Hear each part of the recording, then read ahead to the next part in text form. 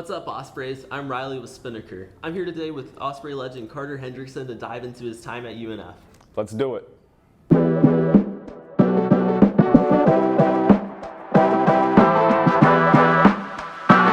What initially led you to choosing UNF?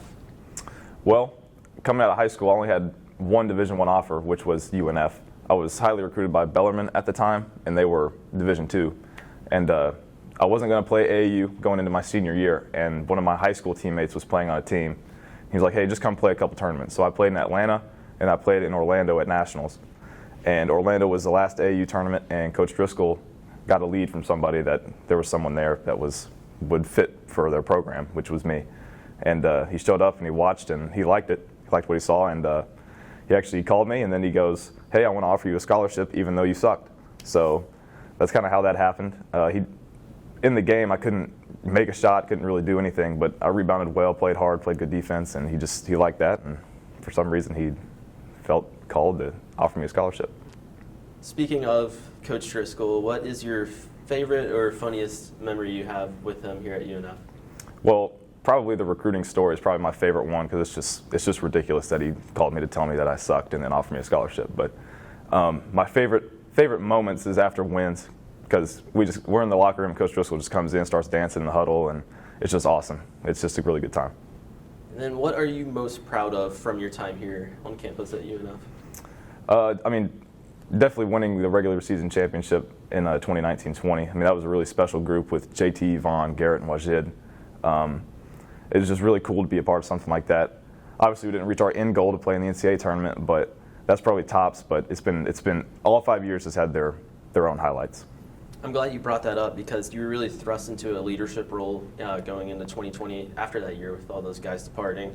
So how were you able to adjust to that and kind of find your role as the head leader of this program? Well, it actually took quite a bit of time. I was not prepared at all for that.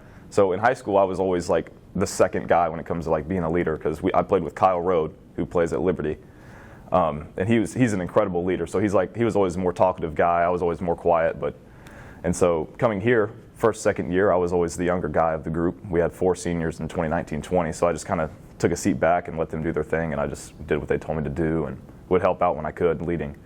And so when I got thrown into that role, it was kind of like a little bit of a shock, because I just definitely wasn't prepared for it, because I'm not the most confronting guy when it comes to telling people what they did wrong or what they need to do better.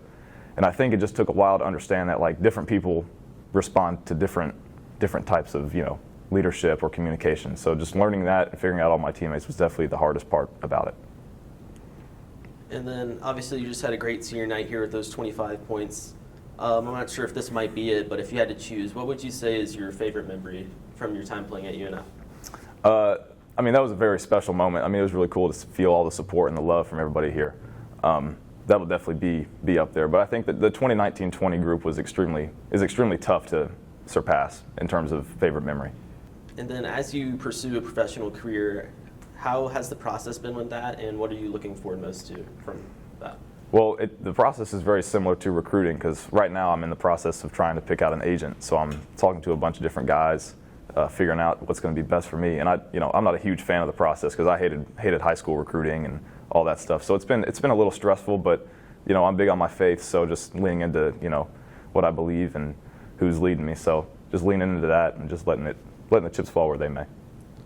And then what is your desire for the future of this program? Obviously, you're not going to be here on the court anymore, but how do you just want to see this team and this program as a whole develop? Well, everyone in the higher up leadership positions is perfect. Going from Nick to Coach Driscoll and the staff. I mean, every piece is here that we need to lead the program to where it can go.